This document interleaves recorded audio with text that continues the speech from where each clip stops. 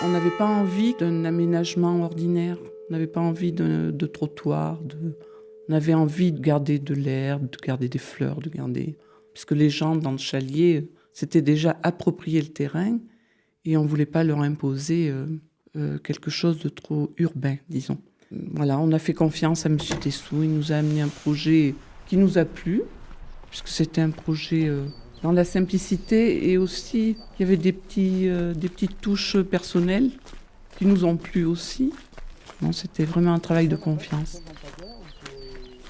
Là, il y en a pas beaucoup parce que en fait, c'est pas éclairé là, mais on entrepôt. Il y a juste de gens. Là, on est à l'entrée du bourg en fait. Alors, là, ce qu'on voit, c'est essentiellement la voie qui dessert l'ensemble de ce bourg qui a pas du tout d'épaisseur. Et en fait, le traitement des bas-côtés, c'est juste une sorte d'attention à des petites choses, quoi. Comment on passe de la voie au chez-soi, comment on recueille les eaux de pluie, comment on intègre les coffrets techniques, l'électricité, etc.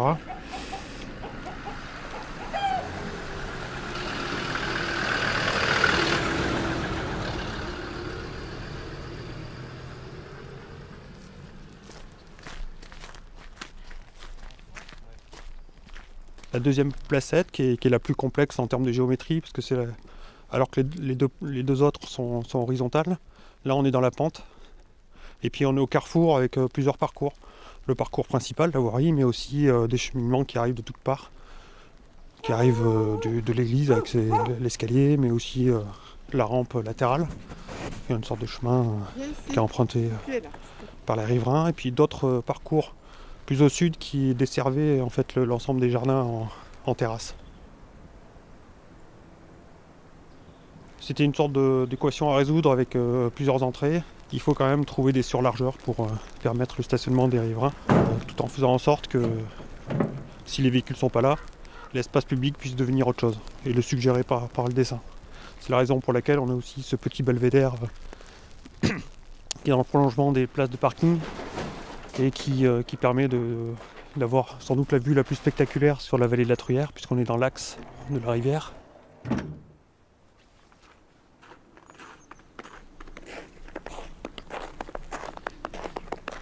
C'est important celui-là parce que c'est une terminaison. C'est comme la fin d'une histoire ou la fin d'un film. Si c'est raté, c'est un peu con, quoi. Et bon, là, il y aurait des choses à dire parce que ça pourrait être amélioré, mais rien que par la situation géographique et la position de ce cimetière, c'est quand même assez spectaculaire.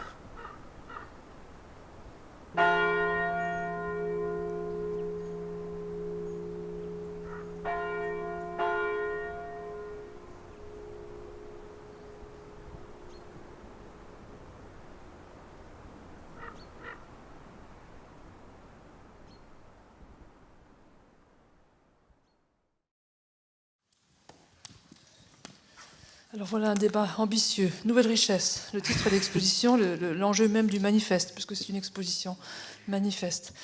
Donc Exactement. je vous laisse présenter les thématiques et nous entamerons ensuite le débat avec nos experts et avec Simon Tessou, architecte donc, de ce très beau projet. Très beau projet. Vous aviez un peu froid, maintenant on l'entendait. On a essayé à Venise, avec aussi toutes les thématiques qu'on a abordées ce matin, de montrer effectivement cette diversité des fronts.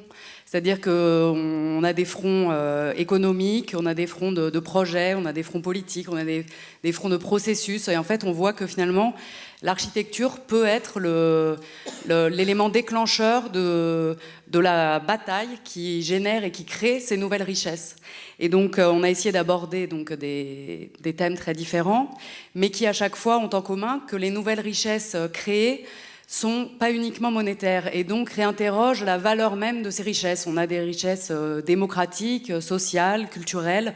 On voit qu'avec la mobilisation en fait importante autour d'un projet, et avec l'intelligence collective de toute la chaîne, je dirais, des acteurs engagés, donc du financement aux maîtres d'ouvrage, aux architectes avec les ingénieurs, les paysagistes et les entreprises, puis les habitants, on génère énormément d'énergie autour d'un projet qui sont à chaque fois l'occasion, ou doivent l'être, et c'est ce qu'on montre à Venise, et peuvent l'être, l'occasion de créer des nouvelles richesses. Donc ce qui nous intéressait, c'est aussi ces nouvelles richesses, on voit qu'elles prennent aussi leurs racines dans l'intelligence collective, mais aussi dans les ressources locales, les savoir-faire, et ce qu'on arrive à mobiliser comme énergie à chaque cas et à chaque fois. Et la potentialité, finalement, comme le disait tout à l'heure M. Cordobès, de chaque territoire. C'est-à-dire qu'on voit que finalement les richesses se trouvent partout et qu'aujourd'hui on a peu d'attention portée à un grand pan de territoire, mais que chaque projet peut être l'occasion de réactiver et de recréer ces nouvelles richesses. Dans beaucoup de cas, on s'aperçoit qu'on passe à côté, quelque part, de cette génération de richesses. Alors, par exemple, purement pour le côté architecte de la chose, les bâtiments qui ne nécessitent pas d'architecte, et donc où on ne pense pas à en appeler un. Donc, on a les bâtiments agricoles. Avec les lotissements, on a fait quand même un pas en avant cette année, où on espère qu'on va réussir, donc les architectes, parce que c'était légal, mais avec les paysagistes aussi, à réinterroger cette notion de grignotage du territoire. Et on aura aussi donc, tout ce qui est du domaine, donc, par exemple, de l'infrastructure, et on le voit aujourd'hui bien dans le projet de Simon Tessou, qui sont l'occasion d'une dépense, pour le coup, purement monétaire énorme, et qui doivent être aussi l'occasion, le prétexte de gagner en qualité, à la fois architecturale, mais être capable de rayonner sur le territoire, de refaire de l'attractivité, de ressouder une communauté, d'arriver à aller plus loin que le simple projet. Et on l'a montré dans différentes typologies et types de projets à Venise. On est persuadé finalement, grâce au travail qu'on a fait avec le terreau et les écoles d'architecture, que ces projets qu'on a mis en exergue, donc les 12 projets dont celui de Simon Tessou, sont des exemples, mais que le territoire est maillé d'initiatives comme ça, et que le rôle des écoles a été aussi assez fort. Mais que donc ces nouvelles richesses existent maintenant, on en est convaincus, mais aussi ce dont on voulait parler aujourd'hui avec vous tous, c'était comment elles sont comprises. Donc on a essayé la biennale cette année aussi beaucoup plus accessible au grand public pour que chacun puisse, Aravena disait, en retirer quelque chose et le ramener chez lui. Donc est-ce que ce n'est pas aussi une forme de richesse? Et ces nouvelles richesses qui interrogent des valeurs très différentes, alors qui peuvent être économiques aussi comme dans les Vosges, mais qui n'ont pas été que sur ce thème, comment est-ce qu'on les voit et quelle place elles ont aussi dans notre société aujourd'hui et comment on pourrait les quantifier? Voilà. Oui. Alors précisément sur ce sujet, parce que parce que le mot richesse nous impressionne toujours, n'est-ce pas? Nous-mêmes, nous avons parmi les experts qui sont invités aujourd'hui, nous souhaitions en effet avoir le regard finalement d'une économiste, Sandra, puisque vous êtes rédactrice en chef d'économie politique, chercheur, et que par ailleurs vous êtes en empathie quand même avec cette scène alternative, dans la manière où elle est, dans la façon qu'elle a d'essayer de donner de la valeur, d'essayer d'évaluer la richesse. Alors deux choses que par ailleurs nous nommons, mais c'est là-dessus que peut-être ça serait intéressant d'avoir ce dialogue avec vous. Ce sont toujours des valeurs communes, des richesses communes, ce sont des communs, ce sont des biens communs qui sont valorisés par ces démarches. Pour autant, comment on peut les évaluer symboliquement, économiquement, effectivement? On voit là le rapport entre un budget et un résultat. C'est un petit peu un mot valise qui circule un peu dans le milieu de l'en commun ou du commun, mais nous aurions besoin, je pense, un peu d'un dialogue avec vous pour aller un peu plus loin dans l'évaluation et la construction de ces richesses, la construction sociale de ces richesses. Oui. Bonjour, merci de m'avoir invité, merci de me donner la parole. Alors je suis vaguement économiste et tout le monde, non? Voilà, et pas tout à fait architecte, donc mais même très loin de ça, même si je suis effectivement une économiste contrariée, très très très amoureuse et admirative de l'architecture et du travail des architectes. Et si je peux en dire un mot pour simplement vous dire d'où je parle. Je suis admirative. Je trouve qu'il y a dans ce métier une double résistance assez prodigieuse, même si les architectes ont plein de défauts, évidemment, mais je trouve d'abord une résistance quasi miraculeuse à la division du travail social. C'est-à-dire que ça fait partie de ces rares métiers qui continuent à faire le grand écart, comme le disait Frédéric Bonnet tout à l'heure, entre la technique, l'engagement citoyen. Merci de mettre les mots que nous n'avons pas utilisés ce matin, en effet, oui, bien sûr. Voilà, c'est le privilège des néophytes et des naïfs. Et puis par ailleurs, le fait effectivement que ces nécessairement une profession animée par une éthique professionnelle très particulière, et ça je pense que j'y reviendrai peut-être en essayant de clarifier cette notion de commun, est-ce que ça peut être apporté à l'architecture, et puis de mon point de vue, c'est-à-dire que quelqu'un qui a affaire à du discours en permanence, et le fait que la plupart des gens n'ont affaire qu'à du discours en permanence, c'est une des professions qui nous rappelle que voilà, nous avons un corps et que nous vivons dans l'espace, et que l'espace dans lequel nous vivons est digne d'attention. Enfin voilà, j'enfonce des portes ouvertes, mais je suis tellement contente de pouvoir dire ça devant un public d'architectes que je m'en prive pas. Alors, qu'est-ce que je peux... Enfin, de mon inexpérience complète par rapport à vous qui avez la pratique de toutes ces choses, effectivement, je crois que ça peut être intéressant de partir de cette notion de commun, qui devient aussi un lieu commun, si j'ose dire, dans le domaine économique, et finalement de se demander, bon, si on essaye de le définir de manière un peu stricte, qu'est-ce que ça veut dire, et de cette définition, de quelle manière est-ce que ça peut éventuellement enrichir le débat qu'on a ici. Alors, c'est assez simple en fait. Le bien commun, a priori, dans le vocabulaire économique, est une notion résiduelle entre deux catégories de biens qui sont les biens publics et les biens privés.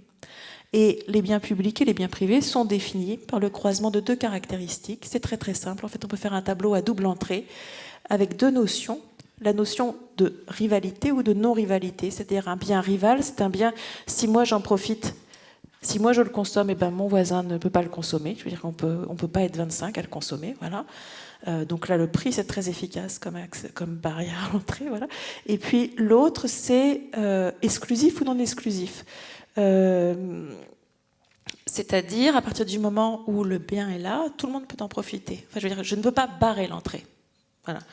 Et donc, en croisant ces deux critères, on a d'un côté des biens publics qui sont à la fois des biens non exclusifs et non rivaux. Donc typiquement, l'air que je respire, l'océan, mais évidemment dans l'ordre de l'espace public par exemple, dont on est supposé ne pas pouvoir empêcher l'accès à, et en même temps, la présence de tout un chacun sur l'espace public ne prive pas les autres de la jouissance de cet espace, au contraire, d'une certaine manière. Donc ça, c'est la première chose. Et puis à l'inverse, à l'opposé, on aurait les biens privés qui sont à la fois des biens rivaux et des biens exclusifs. Donc là, je pense que ça se passe d'explication. Enfin, chacun comprend, on pourra y revenir. Et d'un côté, les biens publics, il n'est pas question de marché, il n'est pas de question de prix. Soit ce sont des biens qui sont donnés en abondance par la nature, soit ce sont des biens qui sont produits par la puissance publique, et il n'y a pas de marché, il n'y a pas de prix. Et à l'opposé, les biens privés, dont la production et l'accès sont régulés par le prix et par le marché. Voilà. En réalité, dès qu'on y réfléchit un peu, on se dit que, certes, il existe des biens privés, mais des biens publics purs, il en existe finalement assez peu. Mais au milieu de ça, on a une sorte de catégorie hybride, une sorte de zone grise qu'on appelle, alors en réalité c'est un petit peu plus compliqué que ça, mais disons les biens communs, et qui sont l'objet de toutes les hybridations possibles, donc de tous les modes de régulation possibles. Alors, si on reprend la typologie que je vous disais tout à l'heure, en fait, à strictement parler, les premiers théoriciens qui ont théorisé les biens communs les définissent en termes de biens comme des biens non exclusifs, c'est-à-dire on ne peut pas interdire l'accès à ces biens, mais en même temps des biens rivaux, c'est-à-dire que la consommation, la jouissance de ces biens, potentiellement, peut amoindrir la jouissance d'autrui. Et évidemment, le grand exemple de ce truc-là, c'est pareil, enfin, je vous dis pourquoi c'est le grand exemple, c'est le pâturage, par exemple, le commun communal, le pâturage communal ou la forêt communale, c'est-à-dire tout où, à l'Ancien Régime, tous les paysans faisaient paître leurs bêtes dans un pâturage commun, mais potentiellement, si tout le monde y va et s'il est surexploité, cette surexploitation entraîne la destruction de la ressource. Et c'est ce caractère rival qui a donné lieu à la grande critique des communs qui va s'exprimer notamment dans la deuxième partie du XXe siècle, avec je vous cite juste un texte qui est un article tout à fait fondateur d'un biologiste américain qui s'appelle Hardin, qui a écrit cet article qui s'appelle La tragédie des communs, où justement il montre que ce truc-là, le commun, ça peut pas marcher parce que il y a une espèce d'incitation de toutes les parties prenantes à le surexploiter et donc à le détruire. Et sa solution, c'est la privatisation. Donc ça va donner lieu à l'idéologie propriétaire qui va connaître un grand succès dans les 70-80 et qui va entraîner... alors évidemment, ça commence bien avant, hein, c'est tout le mouvement des englosures en Angleterre, mais qui va donner lieu à une extension des droits de propriété, pas seulement dans le domaine foncier, encore que dans l'espace, on l'observe évidemment, hein, c'était dit dans le premier film. Ce matin, on a vu Agrocité, c'est du pâturage urbain sur un terrain vacant, un moment. Voilà, mais à l'inverse, régulé dans son ailleurs. Si on voulait, voilà, ça j'y reviendrai sur la régulation, mais sur cette notion d'appropriation et d'idéologie propriétaire, ben, on l'a bien vu, il y a toute une époque de la réhabilitation des grands ensembles où l'espace commun était considéré comme un espace délaissé, inutilisable parce que l'objet d'absence de soins, de toutes sortes de pratiques illicites, et que donc on s'est mis à le privatiser. Donc, mais évidemment, l'idéologie propriétaire s'est surtout manifestée dans le domaine des droits de propriété intellectuelle, de la brevetabilité du vivant, etc. Mais justement, allant très loin dans ce domaine-là, elle a donné lieu à ce que ses opposants, ses adversaires ont appelé la tragédie des anticommuns. C'est-à-dire qu'au fond, à force de mettre des barrières... Nous arrivons à l'époque contemporaine, je pense. Voilà, des barrières artificielles à des biens. Parce que ce qui est intéressant dans cette histoire-là, c'est que ces droits de propriété se sont étendus à des biens qui n'étaient pas rivaux. Parce que les biens intellectuels ne sont pas des biens rivaux. Donc, quand on brevette, quand on étend, par exemple, des droits de propriété intellectuelle sur des œuvres d'art, sur des durées extrêmement longues, je veux dire, le fait que les gens lisent un livre, évidemment, ne prive pas, enfin, ou écoutent une musique, ne prive pas les autres de la jouissance de ce... Alors, il y a une problématique, en revanche, qui est celle de la production, évidemment, on y reviendra. Un peu plus tard. Un peu plus tard. Non, mais arrêtez-moi, hein, si non. Mais ça y est, nous en venons à... Non, alors, sommes-nous de doux rêveurs? Sommes-nous tous là de doux rêveurs? Non, pas du tout. Alors, attendez, il faut que j'aille... Oui, je vous en prie, pardon. Simplement, ce que je voulais dire pour finir et pour pas accaparer la parole avec mon exposé, là, c'est que...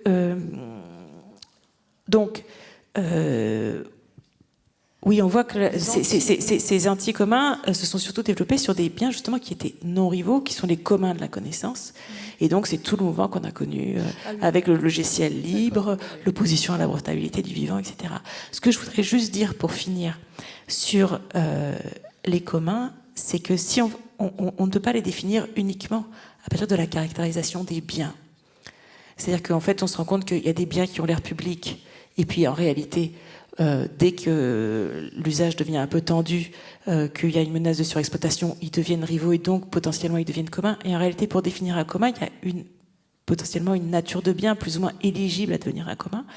Mais c'est surtout deux autres ingrédients qui sont fondamentaux, qui sont qu'il n'y a pas de commun sans un système de droits et d'obligations attachés à l'usage du commun. Et ça, c'est vraiment très important de comprendre que c'est vraiment enchâssé dans la question du droit. Du droit et de l'institution, parce qu'il n'y a pas non plus de commun sans un système de gouvernance efficace, capable de faire respecter ces droits et ces obligations qui régissent l'usage des communs par les parties prenantes, et qui définissent également la communauté, puisque dans commun, il y a communauté. Donc voilà, peut-être après, j'aurai l'occasion de revenir à la productivité de cette notion qui me semble par rapport au domaine de l'architecture, mais je m'arrête là pour le moment. Tu souhaitais intervenir. Merci. Pardon. En fait, juste pour rebondir un peu sur les communs, je pense qu'on a évoqué déjà ça dans les tables rondes précédentes. On revendique un peu un rôle de l'architecte en tant qu'une partie de la société. On fait partie de la société. Donc voilà, même si on a un rôle professionnel, on fait partie de la société. Et je pense aussi que ces côtés-là, quand on parle des communs, Il y a des instances publiques, mais qui font partie aussi de la société. Là, sur ces projets-là, on aura l'occasion de le voir. Il y a des élus, mais des élus, même en occupant un rôle professionnel dans une instance publique, ils font partie aussi de la société. Donc quand je comprends un peu ces retours au commun qu'on revendique un peu dans l'exposition, pour moi, c'est un peu ça. C'est les commons, ça englobe tout le monde, quoi. On parle de droit, de tout. Donc il y a les instances publiques, il y a aussi la société. Donc il faut pas trop diviser. À mon avis, c'est une opinion très personnelle. C'était juste pour rebondir un petit peu sur ça. Alice Belitovski, Simplement, je voulais dire que autour de la qui est notion donc journaliste à AMC, allô. je le rappelle. Oui, pardon. Autour de la notion de bien commun, il y a aussi ce qu'est l'architecture en tant que valeur. Et une chose qui était très intéressante dans le pavillon, c'est qu'il n'y avait pas de hiérarchisation des projets. Et une des choses intéressantes dans le pavillon, c'est que n'importe quel petit projet a sa place et obtient une valeur ajoutée justement grâce au processus qui est mis en place pour qu'il puisse exister. Et cette manière de faire, elle est très sensible dans le travail de Simon Tessot, qui est assez emblématique des travaux qui sont présentés dans le pavillon de Venise. Je crois que vous avez fait plus de 200 réalisations dans votre région, et ça va de petites choses à des grosses choses que vous inscrivez dans la durée. Ça fait près de 20 ans que vous êtes dans ce territoire, et c'est cette proximité physique et géographique avec un territoire qui fait aussi que les choses s'inscrivent et se font en définitive dans une logique additionnelle des projets qui se fait dans le temps. Voilà. Sur ce fait, je voudrais poser effectivement une question à Simon Tissot en repassant par votre exposé. Vous avez tout à l'heure très, très rapidement cité effectivement comme un exemple ces aires vertes désertées des grands ensembles. Elles sont, oui, c'est un bien public, mais elles n'étaient pas inaccessibles, elles sont publiques, mais elles sont délaissées parce qu'elles n'étaient pas activables. C'est-à-dire on n'avait pas le droit de les activer par des fonctions, en installant des choses. Or, dans ce projet que j'ai vu, moi j'ai eu le sentiment de voir un espace public qui existait avant, hein, et que l'architecte a activé. Peut-être pas peut-être pas en le transformant en potager ou en y installant vraiment des fonctions qui sont ensuite données ou assurées par des personnes, mais il y a une activation de l'espace public. C'est-à-dire un espace public, même bien traité, ça suffit pas. C'est du donné, mais c'est pas du usé, c'est pas du utilisé. Et ce processus d'activation, comment ça s'est passé dans le projet ? Bonjour déjà. Oui, alors pour répondre à cette question, Et la lumière donc oui, d'une oui. longue expérience, en effet. Merci de le rappeler, Alice. Oui, donc activation de l'espace public. En fait, ce projet, comme d'autres qu'on mène dans notre atelier, ne peut pas être pensé indépendamment de différentes ressources. C'est pas uniquement des ressources matérielles ou humaines d'ailleurs, hein. Ça peut être des ressources paysagères ou patrimoniales. C'est-à-dire que par exemple ce projet, en fait, il peut pas être pensé indépendamment au rapport au paysage et à la vallée de la Truyère, hein, parce qu'on est dans un site géographique absolument exceptionnel. C'est-à-dire que c'est un village-rue qui s'est développé sur une crête, dans un méandre de la Truyère, lui-même un affluent du Lot. Tout ça, c'est dans la Margeride, quoi, qui est un territoire rural caractérisé par une perte démographique très, très importante à partir de la seconde moitié du XXe siècle. Et donc, finalement, ce village s'étire sur cette crête, et puis il se termine au cul-de-sac, il se termine de manière assez dramatique par le cimetière, quoi, qui surplombe, c'est le plus beau point de vue d'ailleurs, un des plus beaux points de vue. Donc c'est une sorte d'histoire assez formidable. Et du coup, cette rue, elle est extrêmement étroite. Il n'y a que 20 habitants quand même dans le village, dans le bourg. Il y a près 190 habitants dans la commune. Donc le projet a consisté surtout à requalifier en fait cette traverse qui fait 3 mètres, 3 mètres 50. J'ai plus exactement les dimensions en tête, et à essayer d'identifier finalement 3 espaces. Enfin, on a identifié 3 espaces où on avait des surlargeurs, un peu de mou, quoi, on pouvait faire quelque chose en observant en fait le village et les usages préexistants, bien sûr. Hein. Et sur ces 3 espaces, à chaque fois, qui offrent des surlargeurs, il y a en fait, par chance, il y avait un patrimoine remarquable, emblématique. C'est-à-dire la première placette, c'était l'ancien presbytère, une ancienne maison de notaire. Ensuite, la placette en contrebas de l'église, et la 3e placette, elle est devant la mairie. Et à chaque fois, ces 3 placettes s'ouvrent sur le paysage, c'est-à-dire que elle n'est pas, voilà, ces espaces publics ne sont pas obstrués par un bâti qui ferait face à la rive opposée. Donc c'est aussi réfléchir à comment, à partir de ces 3 espaces, on met en scène le paysage, qui est remarquable, et comment on arrive à finalement essayer de capter comment on redonne de la valeur à ces espaces et faire en sorte que ce soit plus que juste du stationnement automobile, puisque c'est une vraie problématique aussi. C'est-à-dire que les habitants, ils vivent dans ce village ancien qui offre peu d'espace public finalement. Donc il faut bien gérer la question du stationnement. Et comment c'est finalement essayer de trouver des solutions. Et je pense souvent justement à la question du statut de l'espace public, parce que les choses sont très floues finalement. Et il y a une espèce de bon sens paysan qui font que les choses se passent, sans trop savoir si c'est parfois public ou privé, ou voilà. C'est souvent un peu à l'intersection de deux, et ça fonctionne. C'est-à-dire qu'il y a une sorte de... les choses marchent, c'est-à-dire qu'on se dit, bon, bah, c'est l'espace public, mais c'est un peu dommage qu'on puisse pas offrir un peu d'espace devant les pas de porte pour que les habitants puissent planter quelques vivaces ou quelques arbustes. Et c'est des dispositifs qui existaient déjà, qui préexistaient. Donc on les a réintroduits d'une part, et puis généralisés. C'est-à-dire qu'on a encore rétréci la bande roulante pour offrir davantage de place sur cet espace public, mais pour le privé, quoi, finalement. Et toutes ces plantations sont entretenues par les habitants. Donc ça c'est le premier point. Donc ressources paysagères, ça c'est vraiment important. Et puis à chaque fois, la question du patrimoine omniprésente, c'est-à-dire qu'à chaque fois ces espaces publics sont adossés à un patrimoine privé. Finalement, c'est bien l'architecture qui est privée en général, le plus souvent, qui caractérise l'espace public, qui lui donne une qualité. Donc voilà, c'est finalement cette interaction qui fait que les choses fonctionnent. Donc ressources paysagères, ressources patrimoniales, mais aussi ressources matérielles. C'est-à-dire qu'il y a aussi une vraie réflexion sur l'usage des matériaux sur ces espaces publics. Chalier est installé sur un massif granitique, mais qui est plutôt caractérisé par du gneiss. Voilà, il y a beaucoup de gneiss dans cette région. Et évidemment, il n'y a plus de carrière de gneiss, mais on a trouvé une carrière dans la Haute-Vienne qui était susceptible de nous fournir pour réaliser les espaces publics. Donc on a valorisé cette ressource, qui n'est pas si lointaine finalement, qui reste dans le Massif central.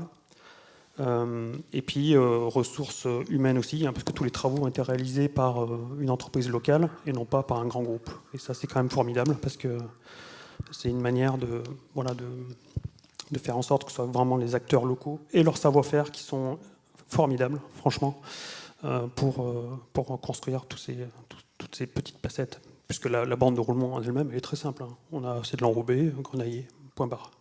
Et puis juste un traitement des accotements, cette relation entre finalement la chaussée à proprement parler et puis le chez-soi.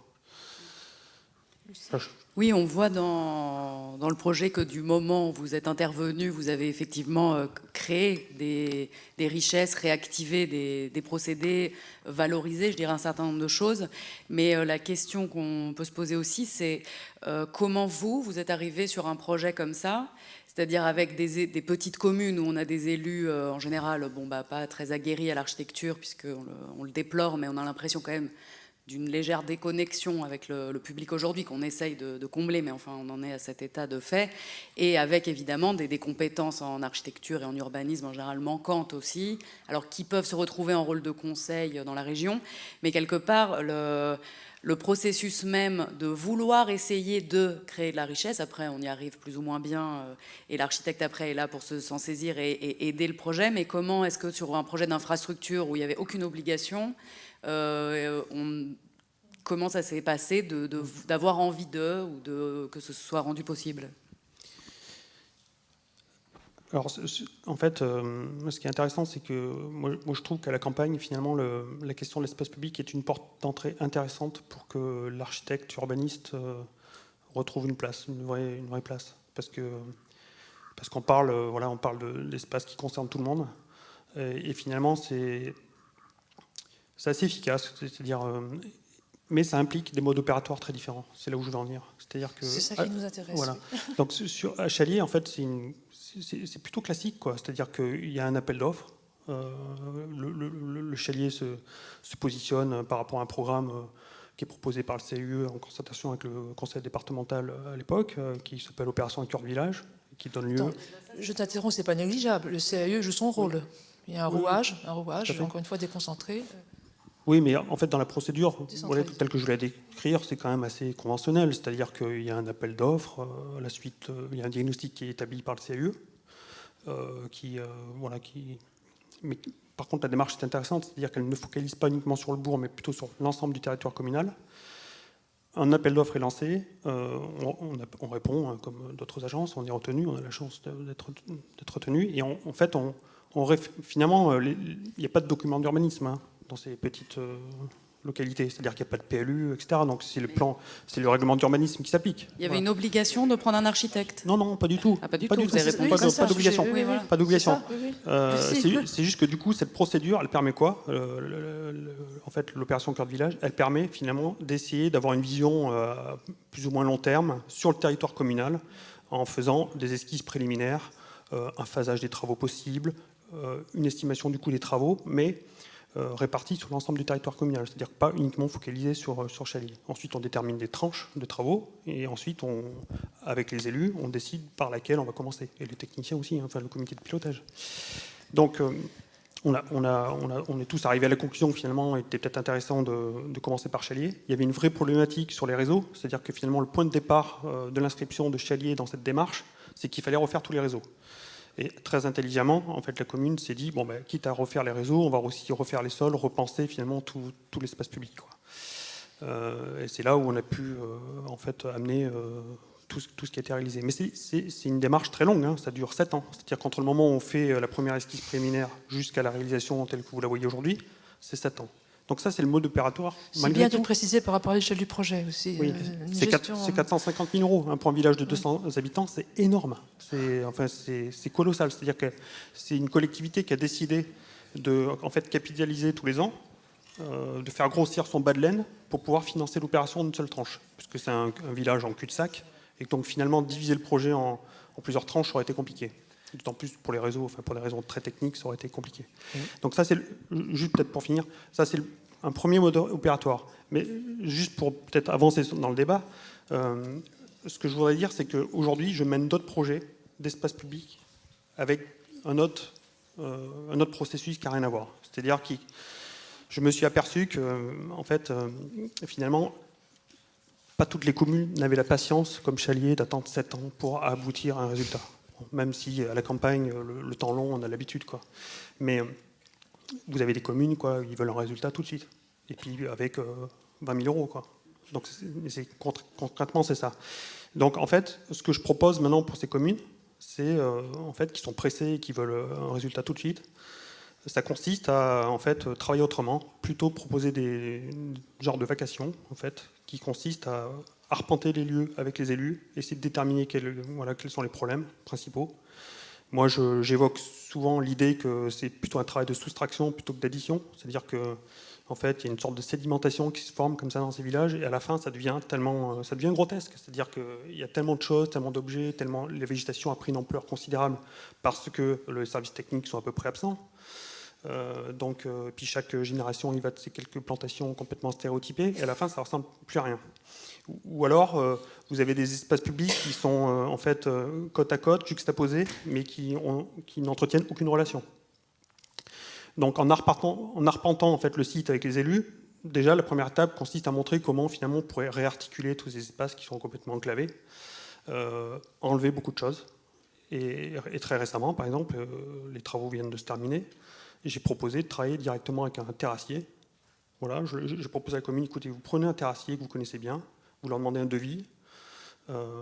Moi, j'ai établi un plan au 500e sur un A3, et ensuite, j'ai organisé 4 ou 5 réunions avec les terrassiers et les élus, et on en a procédé par soustraction, essentiellement. Et ensuite, connecté en fait, quelques lieux avec des cheminements.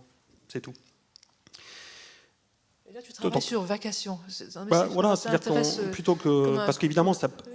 Si vous appliquez un taux d'honoraire là-dessus, sur 20 000 euros, ça fait... Voilà, donc si vous êtes, je sais pas, sur des espaces publics, voilà, Ça rime à rien, donc ça n'a pas de sens. Donc vous travaillez plutôt à la vacation, et en fait c'est très très bien reçu par les entreprises, c'est très efficace. C'est-à-dire qu'entre le moment où vous commencez la procédure et vous la terminez, il s'est écoulé 2 mois encore. Voilà, il passe 7 ans.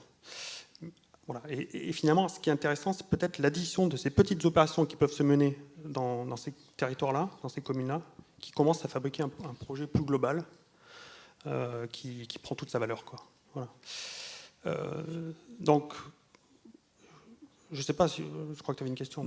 En fait, je voulais juste souligner une chose sur laquelle vous avez parlé, ça parlait, et que pour nous c'était très important, c'était le rôle aussi des CAUE. Nous, on a fait un appel à projet au CAUE comme rôle de conseil, par exemple pour les petites communes, quand on parle de la sensibilité du grand public, des élus, des instances publiques à petite échelle. Je pense que là, les CAUE, il a eu un rôle très important pour essayer de donner toute cette dimension architecturale à une opération purement d'infrastructure au début. Et ça rejoint une question assez spécifique parce qu'on parle de nouvelles richesses et de la valeur un peu ajoutée. Est-ce que si vous n'aviez pas intervenu, votre équipe, dans cette opération, et ça avait été juste purement l'adaptation des infrastructures du village, ça aurait coûté le même prix, le chantier, ou pas? Je pense, parce qu'en fait, c'est un projet assez simple, hein, c'est-à-dire qu'il est assez économe. C'est-à-dire qu'on va mettre l'accent sur 3 espaces où là, il y a un traitement plus qualitatif, mais qui reste sobre, où on va mettre de la pierre. Et c'est tout. Mais ça représente quelques centaines de mètres carrés. Le reste, c'est une bande de roulement, des bas-côtés enherbés ou plantés, et c'est tout. Après, il y a aussi l'idée de... moi, c'est ce que j'appelle le petit patrimoine d'aujourd'hui. C'est-à-dire que de la même manière qu'au 19e, on avait le four banal, je sais pas, le lavoir, On y revient. Enfin, voilà, tous ces petits édicules comme ça qu'on pouvait retrouver à la campagne. Aujourd'hui, il faut penser comment abriter les poubelles, comment intégrer les coffrets, tout ça. Et finalement, à Chalier, comme dans d'autres bourgs, ce qu'on a proposé, c'est de poursuivre cette histoire de petit patrimoine. Et en fait, on a réhabilité une ancienne bascule qui était désuète, et on l'a transformée en local poubelle. On a refait le toit, la charpente, on a remis la losse dessus, et puis on a fait un autre petit édicule très simple pour masquer les conteneurs, le tri sélectif, avec une pergola dessus. On l'a vu tout à l'heure dans le film, là, enfin, dans le petit documentaire. Et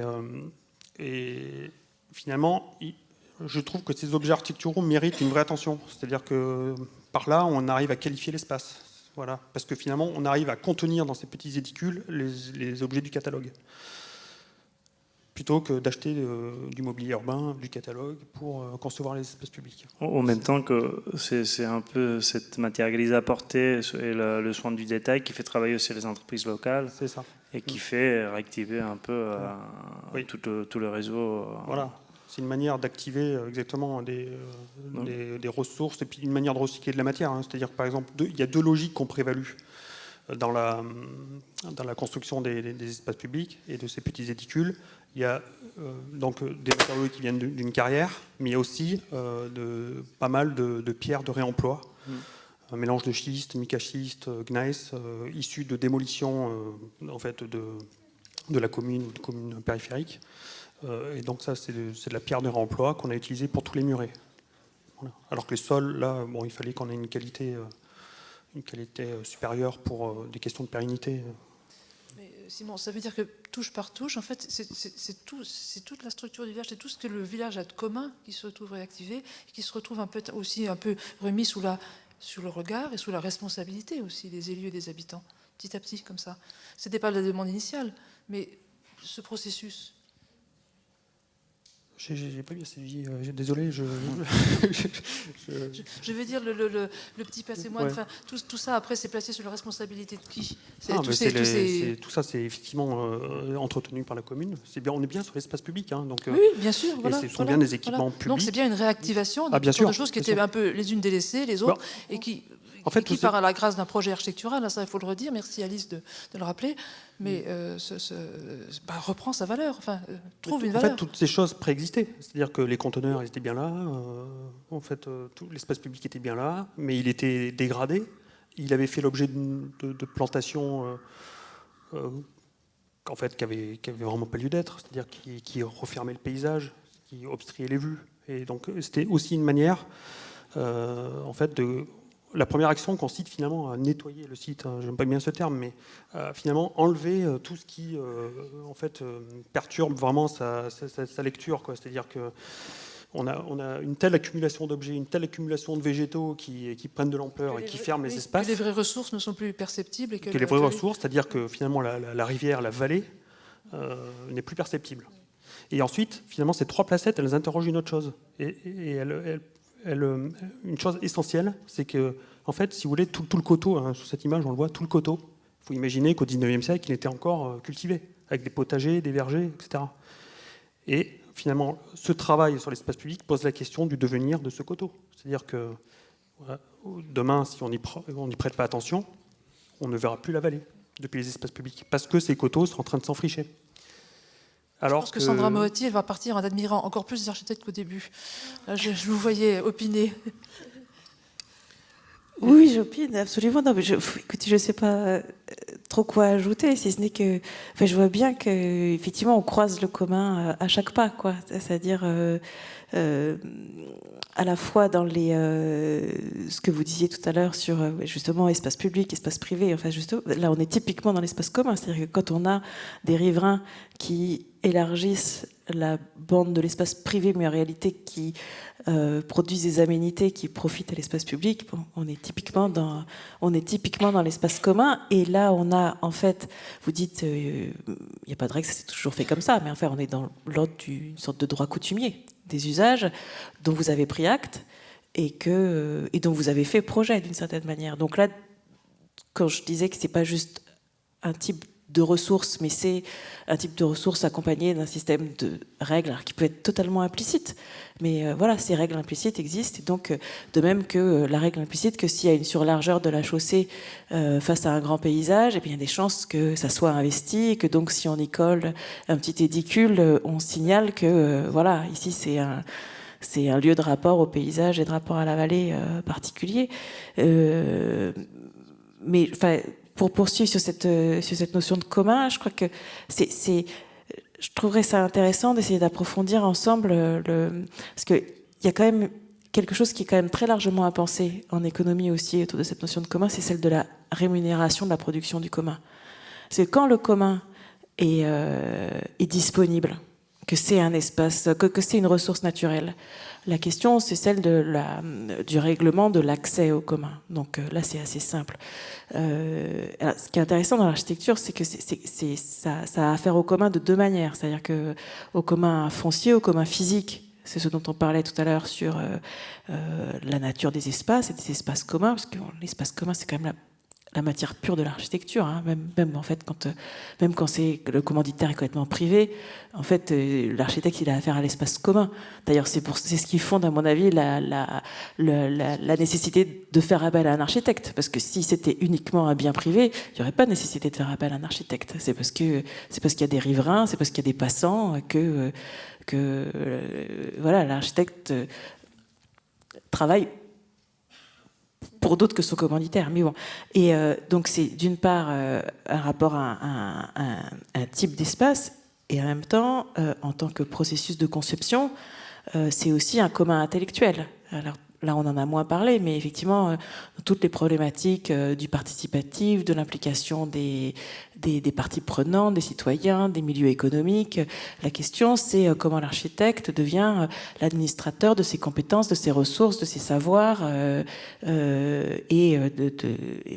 je dis administrateur parce que, excusez-moi, c'est pas très sympathique comme expression, mais parce qu'en fait, je pensais, ma référence, c'était le logiciel libre. C'est-à-dire qu'il me semble que parce que j'allais arriver à la question des modes de rémunération, évidemment dans le domaine des communs de la connaissance, ce problème se pose depuis quelques années. Il y a beaucoup de personnes qui réfléchissent à ça. Et il me semble que peut-être que c'est une piste que ce serait intéressant d'aller voir quels sont les modèles économiques de rémunération dans ces domaines-là pour permettre finalement à l'architecte d'occuper pleinement son rôle d'administrateur du commun. Voilà. Lucie? C'est vrai que la question de la rémunération, en plus, c'est une question qui frappe de plein fouet les architectes en ce moment, enfin depuis assez longtemps, mais qui est une vraie question, et dont on peut aussi peut-être dire que cet effet crise, effectivement, qu'on subit depuis quelques années, mais qui néanmoins et quand même nous offre quand même un terreau fertile à des solutions, je dirais, sobres et frugales, comme le disait tout à l'heure Grishka. On voit que dans le projet de Simon, comme dans les autres projets qu'on a montrés et dans toute la biennale, il y a une grande économie de moyens. C'est-à-dire qu'il n'y a pas de surenchère technique, il n'y a pas trop de matériaux, il y a quand même une économie, alors à la fois dans l'écriture, mais dans la réflexion et le processus global de projet, qui est effectivement vers l'économie de moyens, je crois que ça résume assez bien, et qui donc nécessite par contre plus d'investissement intellectuel, c'est-à-dire plus de réflexion, peut-être de plus grosses équipes, sur un temps aussi dont il faut pas... Enfin, il faut bien anticiper que c'est un temps qui doit être dédié à ces études-là pour arriver à ce résultat-là, et que donc finalement cette économie qu'on va faire c'est-à-dire être capable de construire des projets d'aussi grande qualité dans des budgets maîtrisés ou de construire pas cher pour d'autres types de projets, nécessite pour le coup une rémunération, je dirais, plus grande et plus large d'équipes de conception. Alors pas que d'architectes forcément. Si on veut avoir une maîtrise d'ouvrage engagée aux côtés du projet, il nous faut quelqu'un tout le temps qui soit là avec nous.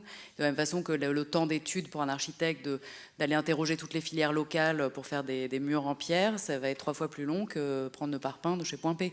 Donc effectivement, il y a une bascule comme ça, mais qui n'est pas équivalente. Parce que quand on voit le prix, la quantité d'argent dont on a besoin pour faire n'importe quel bâtiment, c'est pas en rémunérant même 2 fois mieux les équipes totales de conception, on est dans quelque chose qui n'a aucun rapport monétaire. Donc on est aujourd'hui dans une dichotomie en marché public et privé avec des architectes qui se battent pour une rémunération décente, entre guillemets, et qui vivent quand même une crise, parce qu'effectivement ce ne sont plus des notables, avec derrière une économie du bâtiment qui a un petit peu baissé, mais où on est capable quand même d'investir dans le logement social, dans des équipements, on a des budgets quand même corrects, et où là il y a une vraie bascule à faire. Est-ce que finalement tout ce travail de recherche et développement, de création, nécessite pas de rebasculer une partie du budget de la construction dans la conception, qui coûtera toujours moins cher finalement que de la matière en trop. Donc, ça a été abordé ce matin aussi, absolument, voilà. Oui, bien sûr. Et oui, ça, c'est récurrent aussi, chez vous. C'est récurrent dans ce... et ça rejoint combien est-ce qu'on dépense pour créer ces nouvelles richesses, parce que ces nouvelles richesses dont on parlait ce matin, même plutôt du côté social, sociétal, démocratique, etc., c'est beaucoup, en fait, on le voit, et on l'a vu par exemple avec Air Urban, c'est beaucoup de temps aussi finalement mis à disposition d'un projet. C'est beaucoup de temps et quelquefois du travail qui porte sur l'immatériel, comme l'a montré Simon, effectivement. Je crois que nous avons ouvert beaucoup de portes avec ce débat, mais que nous allons les clore temporairement pour que les échanges se continuent. Et je vous remercie beaucoup.